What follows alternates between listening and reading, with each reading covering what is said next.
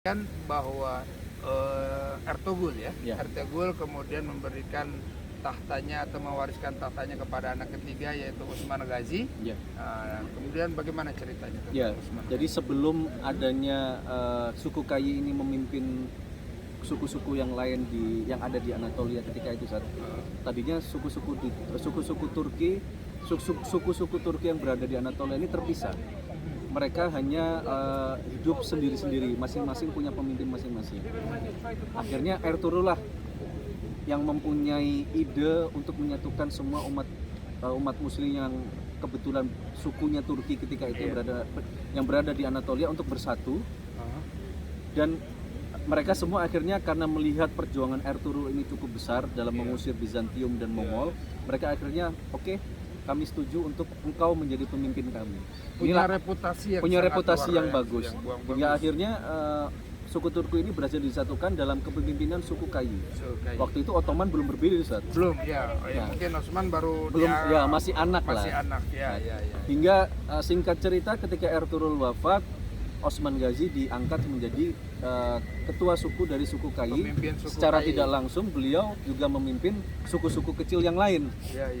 Nah, perjuangan Ustaz, dalam penentuan kepemimpinan suku Kayi ini, ya pertanyaannya paling mendasar, kenapa Utsman Ghazi? Apakah langsung penunjukan? Apakah ada pemilihan ketua seperti apa gitu? Ya, pastinya dalam sebuah ini sebenarnya kalau kita sebut dinasti kecil mungkin suku ya, dalam suku itu kayak mirip dinasti lah. Itu pasti ada turun temurun saat kita bilang dinasti. Kenapa? Karena selalu turun dari anak ke bapak ke anak, terus bapak ke anak, hingga terus turun menurun seperti itu. Jadi orang luar memang tidak bisa punya intervensi di situ. Betul. Nah, ketika itu memang yang dianggap pantas untuk menjadi pemimpin ketika itu emang Utsman Ghazi, karena kakak-kakaknya tidak terlalu cekatan, tidak terlalu bagus dalam memimpin. Jadi memang Utsman Ghazi paling terlihat karakternya berbeda dari yang lain, hingga akhirnya dia diangkat menjadi ketua suku. Singkat cerita, Ustaz, jadi Utsman Ghazi ini punya guru yang bernama Syekh Edebali. Nah, Syekh Edebali ini juga sebenarnya beliau hidup di zamannya Ertugrul juga. Jadi ketika Utsman Ghazi kecil ini oleh ayahnya Ertugrul tadi dikirim ke padepokan atau pondok pesantrennya lah, milik Syekh Edebali. Nah, beliau belajar di sana, belajar mengenai Al-Quran, hadis, sirah dan lain-lain, sampai akhirnya ketika suatu saat ketika di usia remaja Utsman Ghazi ini sempat diceritakan seselesainya belajar di padepokannya Syekh Edebali tadi, dia ketiduran. Ketika tidur, beliau mimpi dari dadanya Syekh Edebali keluar sebuah cahaya, lalu masuk ke dadanya Utsman Ghazi, lalu keluar lagi berupa cahaya yang membentuk pohon itu makin lama makin membesar, akarnya itu semakin meluas, dahannya dan dedaunannya itu semakin melebar dan meluas hingga mencakup 4 gunung dan 4 lautan. Dan di bawahnya itu hidup orang-orang sedang bercocok tanam, tanah-tanah subur, sungai-sungai mengalir dengan indah, lalu burung-burung terbang dengan bebas. Lalu seketika pemandangan itu berubah menjadi satu titiknya itu lalu mengerucut, berubah menjadi sebuah pedang, dan pedangnya itu menuju ke satu titik itu menuju ke Konstantinopel. Ini yang oleh orang-orang Turki diceritakan sebagai mimpi Osman. Itulah termasuk cita-cita bangsa Turki ketika itu untuk merealisasikan janji Rasulullah bahwasannya Konstantinopel suatu saat akan dimenangkan oleh umat muslim. Dengan hadisnya la tuftahanna Konstantiniyah wala ni'mal amiru amiruha wala ni'mal jaishu dalikal jais. Hadis ini teman-teman itu termaktub di pintu Hagia Sophia. Masya Allah, betul Ustaz. Itu termaktub, ditulis hadis itu lengkap termaktub di pintunya Hagia Sophia. Nanti ketika teman-teman masuk ke pintunya Hagia Sophia akan melihat hadis itu. Betul. Baik, lanjut Ustaz. Ya, sampai mana tadi Ustaz? Lupa saya. Oke. Hadis. Kemudian pedang yang mengarah kepada Konstantinopel. Itu awal dari Bisyarah. Jadi Utsman Ghazi ini termotivasi oleh hadis tersebut. bahwasannya dia ingin kalaupun tidak dia, minimal anak keturunannya itu menjadi orang yang dijanjikan oleh Rasulullah untuk menjadi sebaik-baiknya pemimpin dan sebaik-baiknya pasukan yang akan membebaskan Konstantinopel. Jadi dari situ kemudian terbangunlah sebuah dinasti Osman. Ketika Seljuk sudah hancur, sudah tidak bisa berdiri lagi, lalu Abbasiyah tadi sudah hancur, otomatis Osman Ghazi. Disinilah cikal bakal Osman Ghazi mengproklamirkan diri sebagai kesultanan. Sebagai kesultanan Beylik Osmanlı. Jadi Beylik Osmanlı jadi kesultanan kecil lah. Jadi kesultanan Utsmani. Dari kesultanan yang kecil ini kemudian menjadi besar. Besar. Boleh diceritakan, mungkin kita tahu bahwa penaklukan Konstantinopel itu oleh Mehmet Al-Fatih. Ya mungkin bisa diceritakan untuk sampai kepada keturunan sampai kepada Al-Fatih ini. Ya.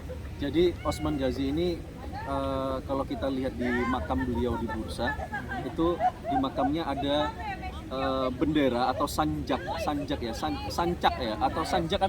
orang Turki bilangnya itu. Itu tertulis di sana semuanya ayat-ayat jihad di sana. Bismillahirrahmanirrahim. Inna fatahna laka fathan mubinan wajahidu fi sabilillah. Jadi ayat-ayat itu menjadi simbol bagi Kesultanan Osmanlı di awal-awal berdirinya. Menjadi apa istilahnya visi misinya. Jadi visi misinya dia sudah jelas bahwasannya jihad adalah syariat yang paling mulia bagi mereka. Makanya dia selalu mewasiatkan, menasehatkan kepada anak-anak keturunannya untuk tidak lupa akan jihad. Bahkan ada suatu kisah yang menarik, ketika Osman Ghazi sakit menjelang wafatnya, dijenguk oleh anaknya yang bernama Orhan. Ditanya, wahai ayahku, kenapa engkau tidak tinggal di istana seperti penguasa-penguasa yang lain, penguasa-penguasa yang lain. Lalu Osman Ghazi menjawab, aku tidak ingin dilalaikan oleh kenikmatan istana hingga aku lupa untuk berjihad. Allah. Itu jawaban dari beliau, Ustaz. Allah. Makanya Orhan ini sebagai penerus Osman Ghazi, jadi ketika Osman Ghazi wafat, itu diteruskan oleh anaknya Orhan. Oh ya, tadi saya belum cerita, Ustaz. Osman Ghazi ini akhirnya menikahi putri dari Sayyidabala tadi, Ustaz. Hingga punya anak yang bernama Orhan. Orhan inilah yang nanti menggantikan Osman Ghazi setelah Osman Ghazi wafat. Jadi kalau kita runtut sultan pertama dari dinasti Ottoman itu dihitung dari Osman, berarti Osman itu sultan. Cai. Lanjut, Ustaz. Sambil minum cai. Oke. Kita akan kembali sejenak dengan pembahasan yang lebih hangat lagi, sehangat cai yang ini. Baik, kembali ke jejak jelajah Ottoman 1453. Semakin hangat pembahasan kita, sehangat cai yang ada yang ada di tangan ini, dan dinginnya udara di Sultan Ahmed Square ini akan hilang dengan hangatnya cai yang kita minum ini. Baik, Ustadz, kita lanjut obrolan kita yang tambah hangat ini. Jadi kemudian Utsman menikahi anak gurunya ya. Ini sepertinya murid yang kurang ajar ini sepertinya ya. Menikahi anak gurunya. Jadi ketika Balahatun. Jadi begini, Ustaz, ketika Sayyidabala tadi mendengarkan cerita dari Osman Ghazi bahwasanya beliau tentang mimpi. Tentang mimpi beliau tadi, gak lama setelah itu Sayyidabala langsung meminta Osman Ghazi untuk menikahi anak. Beliau yang meminta, Ustaz.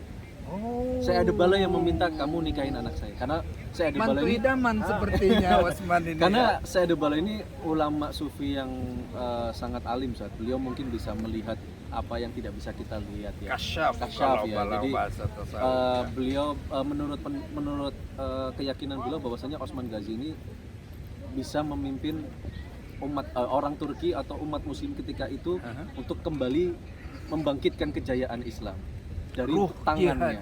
Dari tangannya, insya Allah Islam akan bangkit. Dan benar, firasat beliau tentang itu benar. Jadi akhirnya ketika Osman Ghazi menikah, lalu Beylik Osman itu semakin besar, Ustaz, kekuasaannya semakin kemana-mana, Bizantium semakin takut, semakin ciut nyalinya hingga akhirnya beliau wafat digantikan oleh anaknya Sultan Orhan. Dan hanya satu anaknya.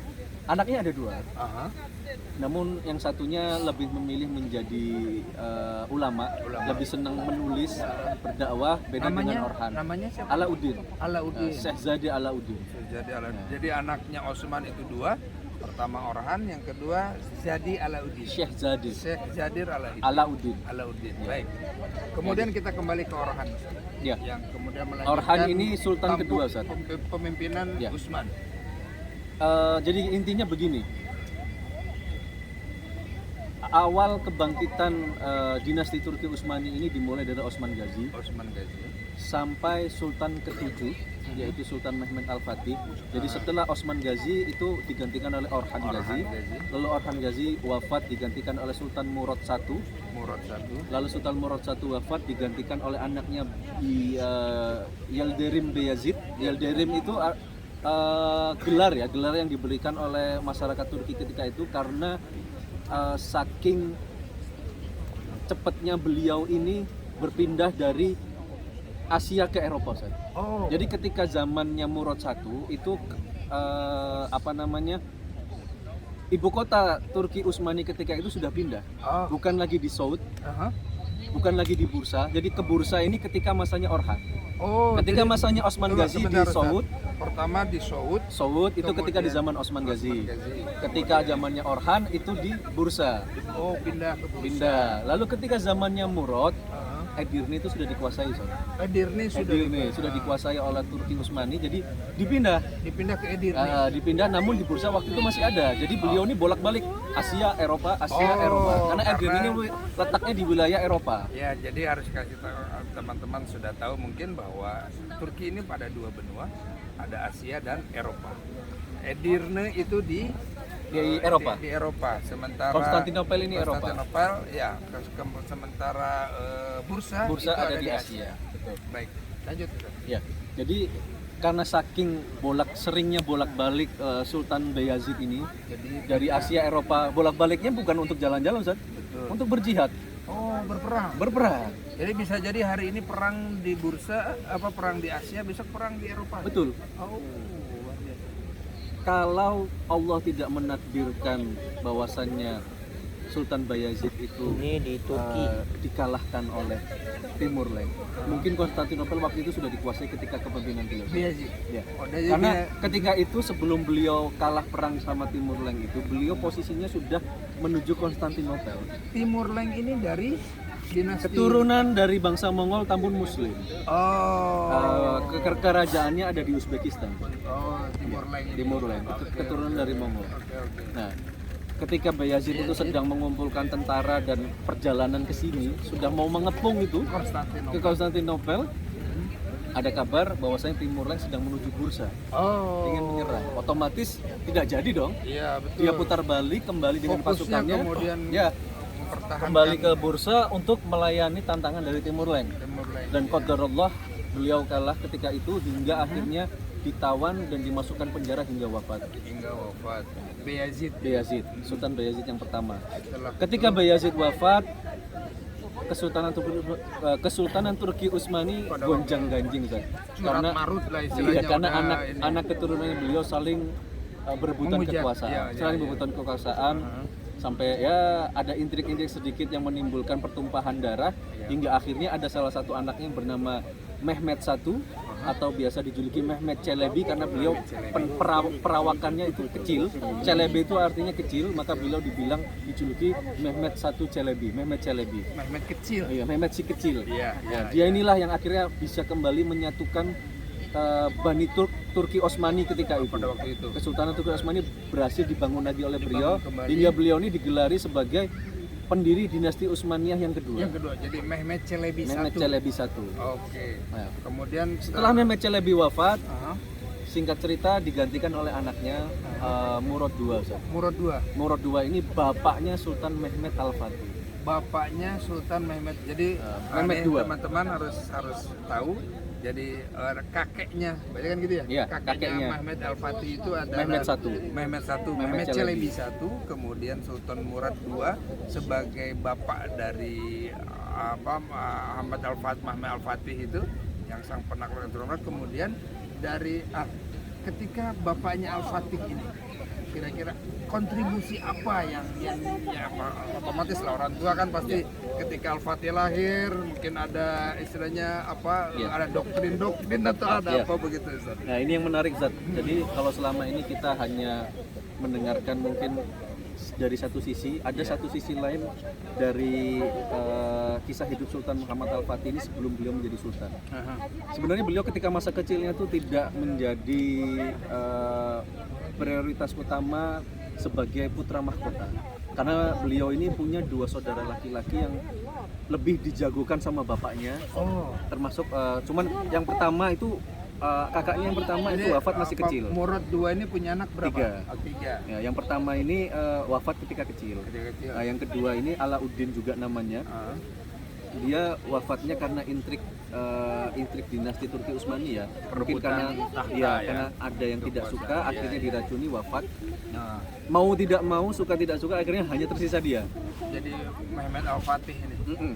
Akhirnya setelah Mehmet 2. Mehmet II. Jadi setelah kakaknya Alauddin ini meninggal di umur 12 tahun, Sultan Murad itu ingin pensiun. Jadi ketika Sultan Muhammad Al-Fatih sebelum jadi sultan di umurnya yang 12 tahun, ayahnya Sultan Murad II itu ingin pensiun saat capek dia.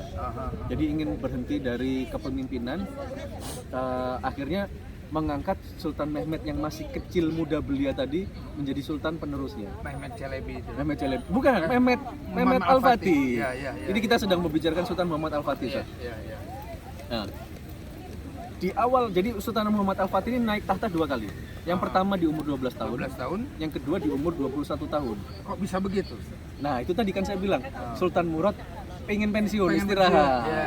Capek lah. Diangkat anaknya yang baru berumur Anaknya tadi 12 tahun karena sudah tidak ada lagi, kakak-kakaknya Iya, udah meninggal. betul. Akhirnya dia diangkat lah. Tidak lama setelah dia diangkat, karena kembali lagi intrik orang-orang Turki ketika itu, ada yang tidak suka dengan dia.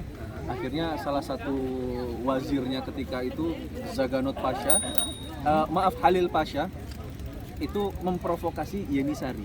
Yenisari ini Yenisari itu- pasukan elitnya Turki Utsmani ketika itu. Ustaz. Oh, pas pampres. Bukan Iya. ya, kayak inilah. Kopassusnya lah, Kopassusnya. Kopassusnya Iya, begitulah. Memprovokasi untuk mengkudeta. Iya. Akhirnya Sultan Muhammad Al-Fatih minta bantuan ke ayahnya. Dia mengirim surat ke ayahnya yang waktu itu sedang istirahat ke Bursa. Jadi harusnya kepemimpinan kesultanan waktu itu pusat pemerintahnya ada di Edirne. Hadirnya. Ayahnya Sultan Murad II karena ingin pensiun, Udah pensiun istirahat, menikmati hidup tua Iya, di Bursa. Oke. Disuratin sama Sultan Muhammad Al-Fatih. Surat pertama minta tolong, tapi tidak digubris sama beliau. Akhirnya beliau nulis surat lagi yang kedua, isinya cukup menarik. Ustaz. Beliau menulis yang isinya, wahai ayah, kalau engkau menganggapku sebagai anak, aku meminta tolong kepadamu untuk membantuku menyelesaikan masalah di sini. Iya. Tapi jika engkau menganggapku sebagai sultan, maka saat ini juga aku perintahkan engkau untuk kembali ke sini dan menyelesaikan masalah ini. Luar biasa. Jadi hanya ada 2 pilihan. Jadi- Kalau engkau menganggapku sebagai anak, bantulah saya. Iya. Tapi kalau engkau menganggapku sebagai sultan, saya perintahkan engkau saat ini juga untuk kembali ke sini menyelesaikan masalah ini. Ustaz. Ada bahasa anak ke bapak dan ada bahasa pimpinan ke anak Iya. buah. Oke. Nah, ketika itu Sultan Murad sudah tidak ada pilihan. Oke, akhirnya kembali beliau menjabat sebagai sultan lagi, ambil alih kekuasaan lagi, beliau memimpin lagi hingga wafat. Hingga wafat. Singkat cerita beliau wafat, akhirnya Di umur ke-16 bukan 16 Ustaz. Siapa? Sultan Muhammad Al-Fatih. Sultan Al-Fatih. Ya. Beliau ketika Sultan Murad wafat, ketika itu beliau berumur 21 tahun. Oh, sudah 21 Ya, tahun. itu naik tahta kedua. Naik tahta kedua yang akhirnya beliau bisa mengambil pelajaran dari naik tahta yang sebelumnya. Oke. Karena ketika beliau naik tahta yang pertama itu ada intrik yang ingin mengkudeta dia. Iya. Akhirnya dia mempelajari dan mengantisipasi supaya tidak terjadi kedua kali. Dia berhasil menyatukan Yenisari, beliau berhasil mengatur para wazir-wazirnya ini, menteri-menterinya ini supaya tunduk dan taat sama dia. Iya. Ya. Singkat cerita, tidak lama setelah beliau naik tahta pada umur 21 tahun. Dan ingat ketika itu beliau menguasai Konstantinopel. Mohon maaf Ustaz, saya lupa. beliau naik takhta umur 17 tahun. 17 tahun, tadi kan bilang 12 sama 16. Iya betul. 12 itu. 17 tahun naik takhta, umur 21 tahun itu beliau berhasil menaklukkan Konstantinopel. Jadi hanya ada waktu 3 tahun. 4 ya. 3 tahun Ustaz, dari 4 tahun. 17, 18, 19, 20, 21, 4 tahun. Ya, 4 tahun. 4 tahun ya? Iya, Ya, jadi sekitar 4 tahun. Tidak lama setelah itu beliau langsung mengumpulkan semua wazirnya, mengumpulkan semua pasukannya. Tujuan beliau jelas Ustaz. Karena sejak kecil ini beliau dididik oleh gurunya Aksamsuddin Oh, untuk ditanamkan dalam dirinya bahwasanya dia adalah seorang penakluk Konstantinopel. Jadi ketika masa kecilnya Sultan Muhammad Al-Fatih ini sering diajak gurunya untuk berdiri memandang Konstantinopel dari tepi Selat Bosporus. dari tepi Selat Bosporus, iya. Jadi di arah mungkin di benua Asia ya. Iya. Aha. Jadi sering diajak ke tepi Selat Bosporus sambil memandang kota Konstantinopel. Gurunya Syekh Aksamsuddin ini selalu berbicara kepada Sultan Muhammad Al-Fatih kecil ketika itu, wahai anakku, kamu lihat apa yang ada di hadapanmu. Konstantinopel wahai guru, itu adalah kota yang dijanjikan oleh Rasulullah. Di dalamnya ada Hagia Sophia katanya. Baik. Dalam setiap sujudku, dalam setiap doaku, aku selalu berharap bahwa engkaulah yang kelak akan menaklukkan kota itu. Karena aku yakin anak keturunanmu tidak akan bisa menaklukkan kota itu. Bapakmu, kakekmu, buyut-buyutmu, bahkan para sahabat Rasulullah yang telah mendahului kita, Abu Ayyub Al-Ansori, ekspedisi pertama yang dikirim oleh Khalifah Muawiyah ketika itu dengan pimpinan Yazid bin Muawiyah, semuanya sudah mencoba, tapi mereka gagal, takluk di hadapan tembok Konstantinopel. Dan saya juga yakin anak keturunanmu pun tidak akan bisa menaklukkan itu, karena yang saya yakini dalam setiap munajat doa saya dan sujud saya, engkaulah yang akan menjadi pemimpinnya. Jadi itu langsung terpatri di dalam dirinya bahwasanya saya adalah penakluk. Dan sejak itu pula dia memantaskan diri karena dia tahu, karena Sultan Muhammad Al-Fatih ini belajar tafsir, belajar hadis, belajar sirah. Dia tahu kalau ingin menjadi sebaik-baiknya panglima maka dia harus menjadi orang yang terbaik. Apa bedanya dia dengan orang yang lain? Kalau dia mau dijadikan sebagai pemimpin terbaik, maka dia wajib menjadi orang yang terbaik, yang lebih dari yang lain. Maka beliau dari situ mulai sejak usia balik, beliau selalu tidak pernah meninggalkan sholat 5 waktu, tidak pernah meninggalkan sholat sunnahnya, tidak pernah meninggalkan puasa sunnahnya. Beliau selalu berusaha memantaskan diri supaya menjadi sebaik-baiknya panglima untuk menaklukkan Konstantinopel. Jadi niat ini sudah tertanam dari kecil. Artinya selalu terngiang-ngiang, termotivasi dengan latuf tahan. Betul. Itu dengan hadis itu ya Ustaz. Betul, ya? Ustaz. Betul. Dan saya tidak bisa membayangkan bagaimana dahsyatnya Aksamsuddin itu mendoktrin Muhammad Al-Fatih ini dalam rangka untuk menguasai Konstantinopel. Betul, untuk membebaskan Konstantinopel. Kemudian di zamannya Al-Fatih, ya, kemudian Konstantinopel itu kemudian bisa dikuasai oleh umat Islam ya. Betul. Baik, kita jeda sejenak, kita akan kembali berikut. Baik, kembali lagi ke jelajah jejak Ottoman 1453. Tadi setelah kemudian Sultan Mehmed Al-Fatih memantaskan diri, dan itu adalah hasil bimbingan dari guru tercinta Aksamsuddin ya, dan dia selalu termotivasi dengan hadis baginda Rasulullah tuftahanna Konstantinian ila akhir hadis ya. Kemudian disitulah persiapan. Kita tidak akan menjelaskan bagaimana cara Al-Fatih atau hikayat cerita Al-Fatih menjatuhkan Konstantinopel, karena itu mungkin nanti akan dalam episode tersendiri, karena itu sangat menarik sekali ya. Mungkin dari sebagian teman-teman sudah membaca dan mendengar dan sebagainya. Kita akan langsung lanjut ke peradaban Islam, kemudian ya sampai kemudian mungkin sampai Abdul Hamid ya Ustaz ya. Kita akan ceritakan secara singkat ya. Nanti kalau untuk yang lebih menarik tentang bagaimana Syekh Al-Fatih menaklukkan Konstantin, kemudian Sulaiman Al-Qanuni, kemudian Abdul Hamid, nanti akan dalam episode berikutnya. Baik Ustaz, ya. Setelah Al-Fatih kemudian dia menempa dirinya untuk memantaskan dirinya menjadi seorang pemimpin, ya. Kemudian bagaimana cerita selanjutnya? Ya. Ada sedikit revisi tadi, saya baru ingat Sultan Muhammad Al-Fatih naik tahta kedua itu di umur 19 tahun. 19 Karena tahun. jarak antara beliau naik tahta hingga penaklukan Konstantinopel itu hanya 3 tahun. Jadi beliau menaikkan kota menaklukkan kota Konstantinopel ini di umur beliau yang ketika itu 21 tahun. 21 tahun. Ya. Jadi kita ini mau menyingkat atau kita ceritakan sedikit, Zot? Sedikit aja, Ustaz. Trailernya gimana? Iya. Jadi Biar penasaran kan kamu? jadi memang ketika beliau naik tahta yang kedua kali itu tujuan beliau sudah jelas, Konstantinopel. Karena sejak kecil memang beliau mencita-citakan itu hingga akhirnya hal pertama yang dilakukan beliau untuk menaklukkan Konstantinopel, beliau membuka literatur sejarah dari para pendahulunya. Siapa saja yang pernah menaklukkan Konstantinopel, lalu usaha apa saja, caranya apa yang telah dilakukan mereka. Tujuannya apa? Tujuannya satu, Zat. Cara-cara yang gagal itu jangan diulangi lagi. Betul. Dan beliau mengambil kesimpulan bahwasannya penaklukan-penaklukan yang sebelumnya itu kenapa kok selalu kalah? Karena pertama, umat muslim belum mempunyai armada laut yang mencukupi. Oke, angkatan lautnya belum memadai dan belum punya tentara yang bagus lah. Karena ketika itu Romawi dijuluki sebagai penguasa Mediterania. Oke. Tentara lautnya Romawi itu sangat kuat. tidak terkalahkan waktu itu. Tidak ada yang bisa mengalahkan. Akhirnya beliau mengambil pelajaran dari situ.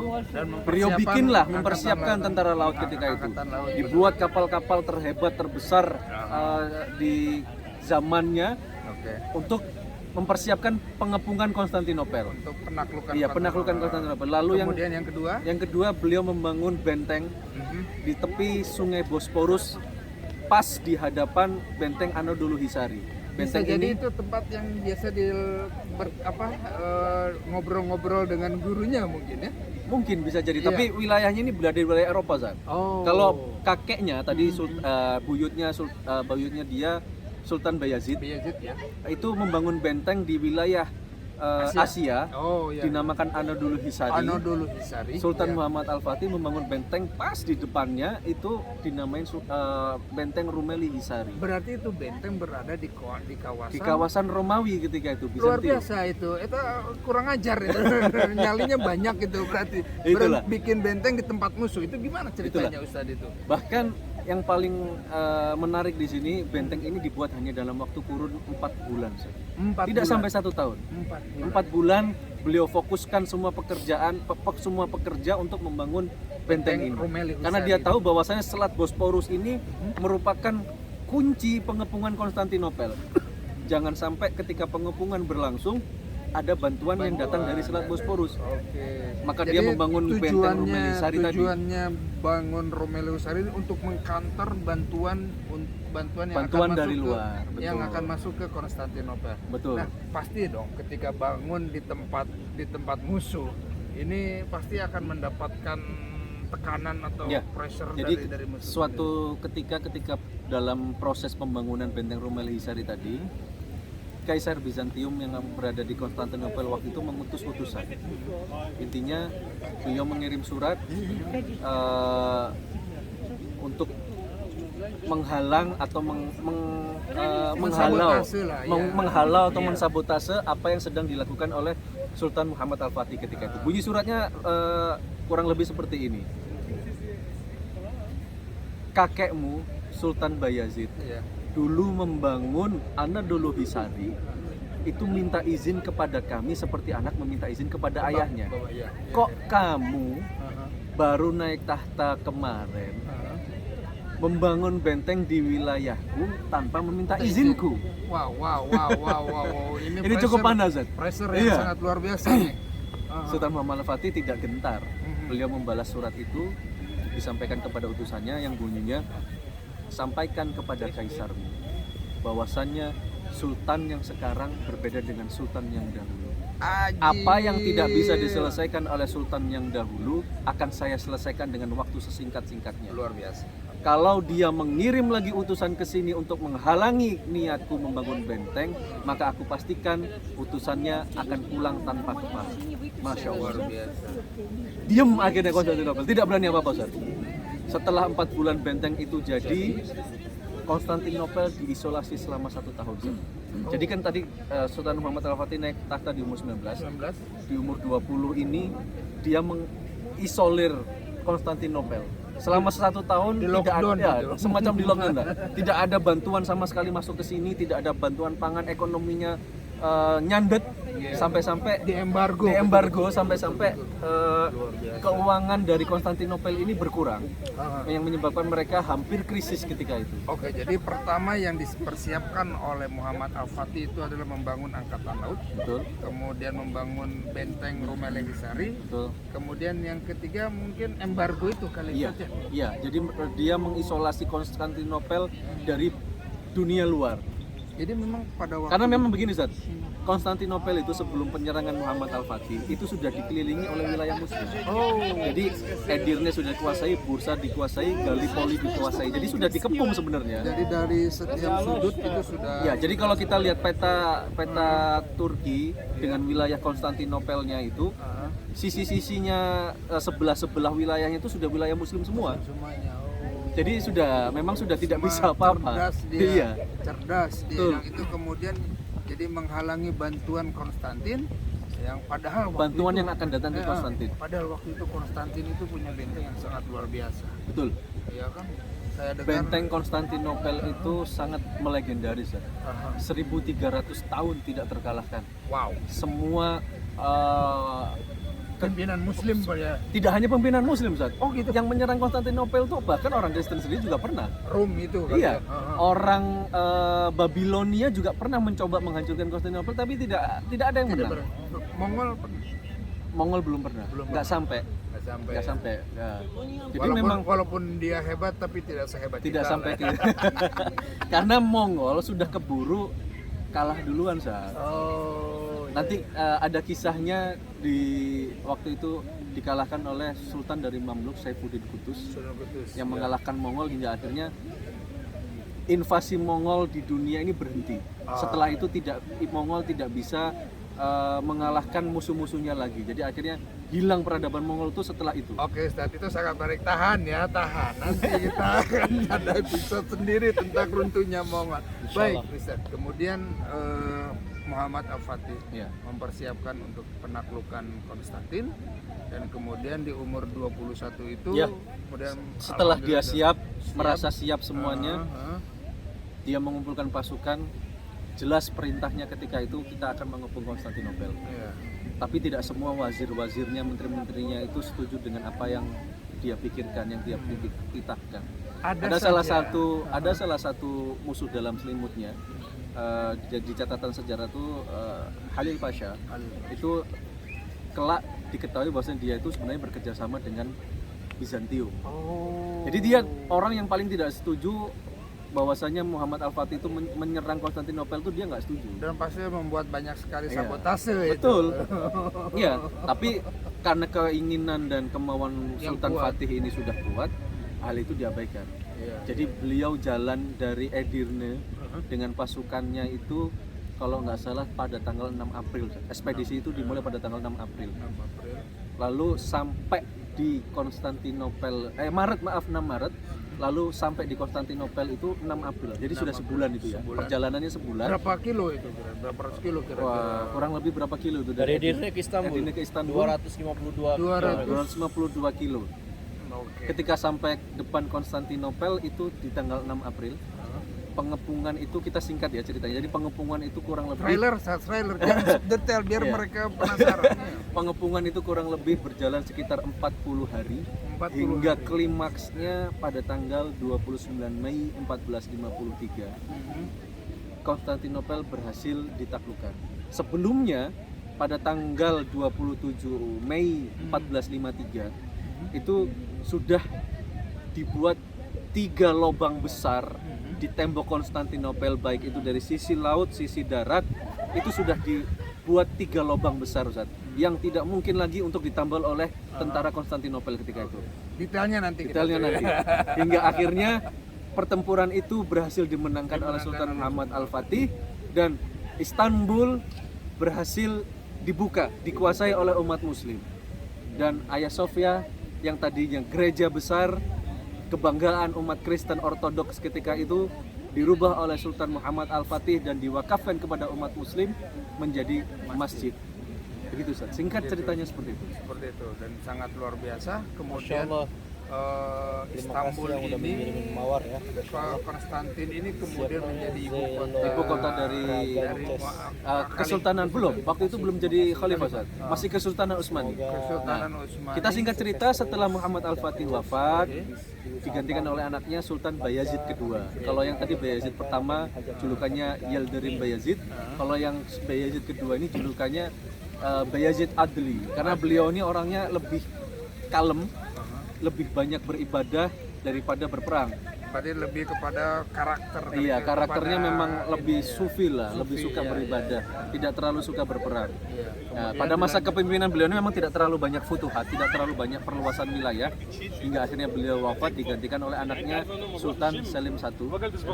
Nah, julukannya Sultan Yavuz Sultan Salim. Yavuz ini kalau dalam bahasa Turki orang yang perkasa, orang yang kuat, orang yang bijaksana, itu Yavuz artinya. Oke, kemudian Nah. dilanjutkan. Sultan Yavuz Salim inilah yang akhirnya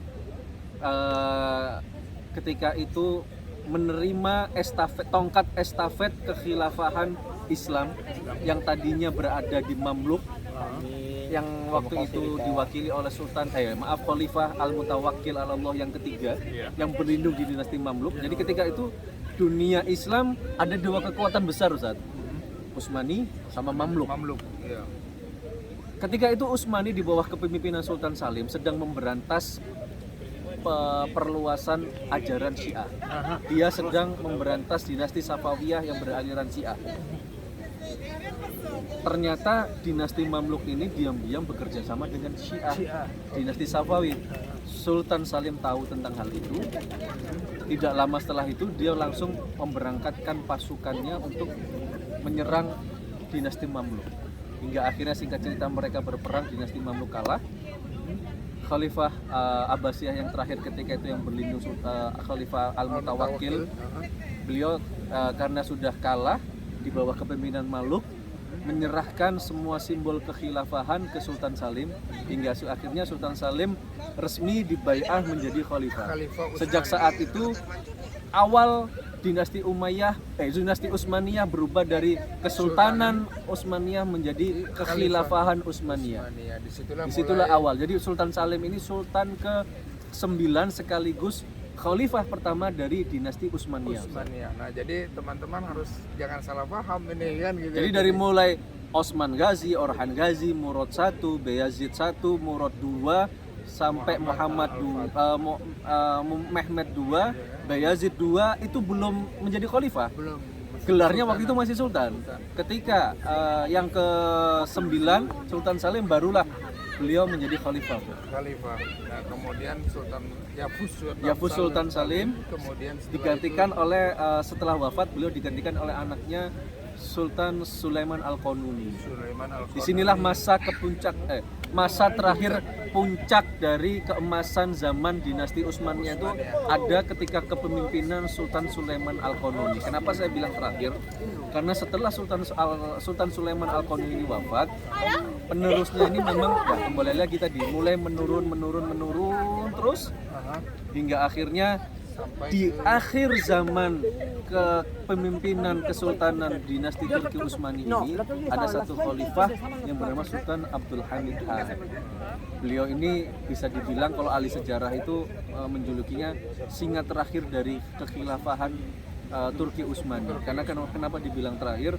Karena memang dua sultan sesudah beliau itu sudah tidak punya kekuatan lagi. Iya, sudah tidak ada kekuatan untuk memimpin umat Islam lagi. Iya, karena sudah jadi boneka. Ya, dicabut hanya boneka saja. Oke. Mohon maaf mungkin kami tidak bisa terlalu membahas secara detail tentang Sultan Abdul Hamid ini karena terlalu sensitif ini di ruangan publik karena menyangkut paham yang paham ada sekarang. paham Orang dari Turki. masyarakat Turki sekarang ini Iya. kalau sampai menyinggung bahaya. Jadi kita mungkin Cukup bahas lain kali Iya. tentang kisah Sultan Artinya Abdul Hamid ini. peradaban Islam Iya. itu kita pada masanya yang sangat kuat itu adalah sampai ke masa Abdul Hamid II. Iya. Setelah Abdul Hamid II itu kemudian masuk kepada masa modern ya. Iya. Ya, sudah Bahkan mulai- Sultan Sulaiman Al-Qauni ini dijuluki Sultan Tiga Benua, Ustaz. Karena Tiga benua. dalam masa kepemimpinan beliau ini memang wilayah Islam sudah mencapai 3 benua. Oke. Gitu, Ustaz. Baik, sangat luar biasa sekali teman-teman. Banyak hal yang menarik ya, yang masih menjadi PR untuk pembahasan kita sebagai syiar kita dalam mengenalkan jelajah jejak Ottoman 1453 ini ya. Nanti insya Allah di episode berikutnya saya akan jelaskan tentang misalnya persiapan penaklukan Konstantin, kemudian kemudian masanya Sulaiman Al-Qanuni, itu ada satu perang yang sangat luar biasa dan itu selalu sampai diingat sampai sekarang. Dan kemudian kita akan juga sampaikan tentang Abdul Hamid II ini sebagai singa terakhir dari kekhalifahan Utsmaniyah. Baik. Dan yang paling penting, Ustaz, peradaban Islam itu ketika zaman Turki Utsmani itu sangat besar, Ustaz. Iya. Jadi Turki Utsmani memang mempunyai konun atau undang-undang yang memang mengatur semua wilayah Islam ketika itu sangat rapi.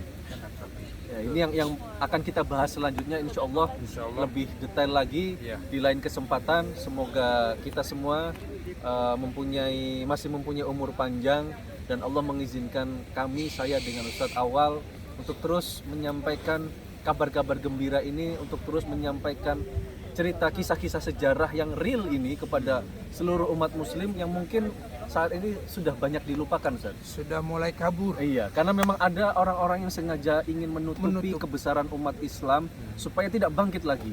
Ini yang insya Allah kita akan buka. Jadi ketika orang lain, ketika musuh-musuh Islam itu berusaha menutup sejarah umat Islam, kami dari sini berusaha untuk membuka kembali dan menceritakan kepada teman-teman semua agar kita bisa bersatu lagi dalam kesatuan umat Islam seperti dahulu. Insya Allah. Dan di situ kemudian karena memang visi Islam itu adalah amar ma'ruf nahi munkar ya, dengan ibadah syariat yang diberikan kepada kita, itulah yang akan menjadikan dengan syariat itu kita akan membangun peradaban gitu ya, Insya Allah, ya? insya Allah. Nah, inilah insya Allah kita akan jumpa lagi pada episode berikut. Mohon maaf apabila ada kesalahan dan kekurangan dari kita ya.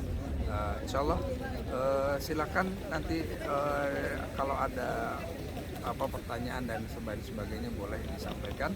Baik, terima kasih. Sampai bertemu kembali dengan kami dalam jelajah jejak Ottoman 1453. Assalamualaikum Assalamualaikum warahmatullahi wabarakatuh. Cok Guzer. Cok Guzer.